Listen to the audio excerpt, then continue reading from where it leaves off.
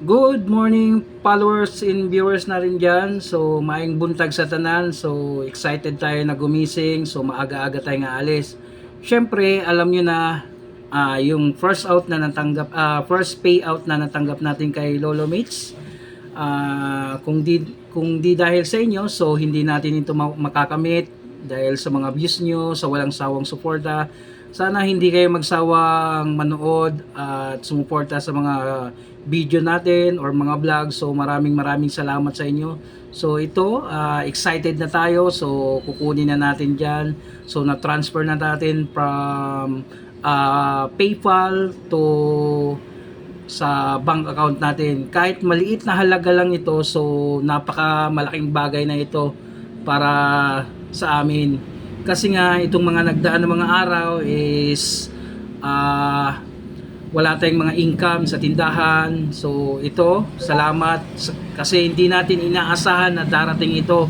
So meron na tayong pangdagdag sa pambayad sa rent sa tindahan na inuupahan natin. So kung di dahil sa inyo, so wala tayong makiklaim, wala tayong makukuha kay Meta. So maraming salamat talaga sa inyo. So sana hindi kayo magsawang suportahan yung maliit na channel natin. So maraming salamat.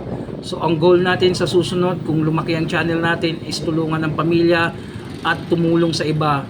At kung sino man kayo, malay nyo, makatulong rin tayo balang araw sa inyo. So nagpapasalamat talaga ako kung di dahil sa inyo, mga solid supporters natin dyan.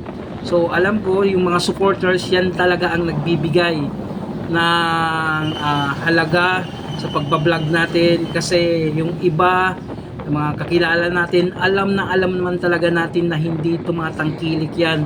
Pero yung mga hindi natin kakilala, sila pa ang sumusuporta. Kaya alam ko, so siyempre mas karamihan talaga sa mga kakilala natin is number 1 ng mga basher na yan. So hindi talaga yan titingin, hindi yan manunood, hindi yan magla-like. Kaya alam natin yan. Kung sino man kayo, wala akong pinapangalanan, so alam natin yan. So siyempre kung meron tayong nakuhang goal, hindi yan sila masaya, kundi nagagalit pa yan sila.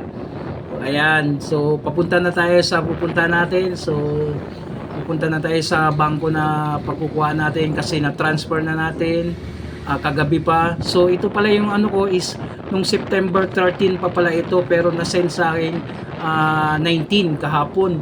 Pero yung payout natin is 13 pa pala yon. So ayan, so napaka-excited talaga ni Acero. Ayan, punta na tayo. So sa mga hindi pala nakakalam, andito nga pala tayo sa Bayawan City, Negros Oriental. Ayan, napakaganda na ng panahon. Saktong-sakto, maganda ang panahon. So maganda rin ang start ng umaga natin dahil sa na-receive natin kagabi. So, 'di ba?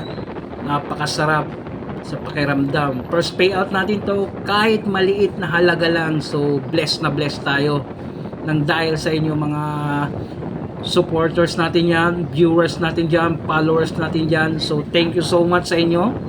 Ayan,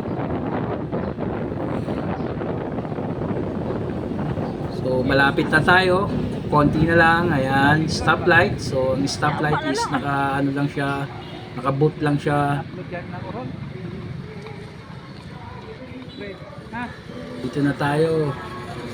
So ito nga pala yung lugar na to, Bayawan Plaza. Dito pala ako dati naghahabal-habal. So ayan, yan o, yung mga kasamahan ko. So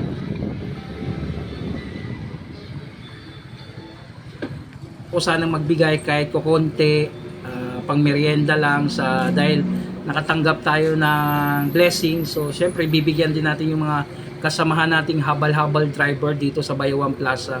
So dahil sa wala naman sila, so baka mamaya na lang or bukas. Ayan. Kahit maliit ka na halaga, so napakasaya ko na.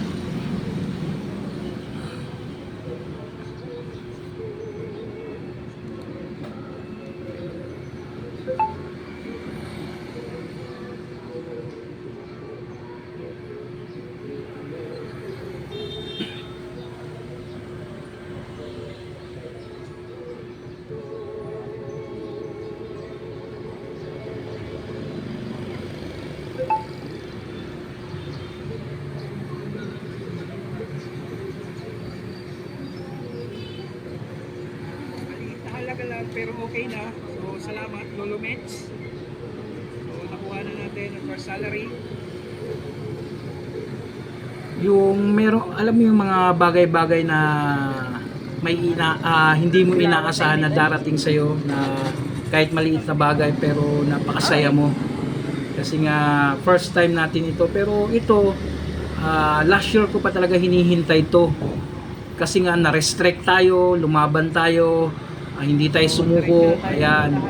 So ngayon dumating, pero maliit lang na maliit na halaga pero masaya na. So ayan, itutour ko nga pala kayo sa lugar dito sa Negros Oriental kung saan kami ngayon. Ayan. Ayan o, yung mga mabait nating mga kaibigan. Ayan. Punta tayo sa Bayawan Supermarket. Ayan. Ito nga pala yung Bayawan Supermarket. Ayan, so napakalinis. So ayan, talagang ang mga tao dito is disiplinado, ang mga tao dito sa Bayawan City. So wala kang makikita mga kalat. Ayan, so dahil sa maaga pa kasi, kaya sarado pa yung ibang establishmento. 30. Ayan. Ayan, dito kami araw-araw bumibili ng pandesal. Yun, nadaanan natin yung paborito nating pandesal, pero wag nating kalimutan kasi tuwing umaga, yan kasi ang almusal natin. So ito dito, the best na pandesal ito sa Bayawan City, dito sa lugar ng misis ko. Ayan. Ayan. Ito yung sikat na pandesal dito sa Bayawan. Napakasarap ng pandesal dito sa halagang 2 piso lang. Ayan, talagang malalasahan mo yung talagang original na malunggay pandesal. Ayan. Number 1 pandesal to ng Bayawan. Lami na, gwapa pa mga tindera.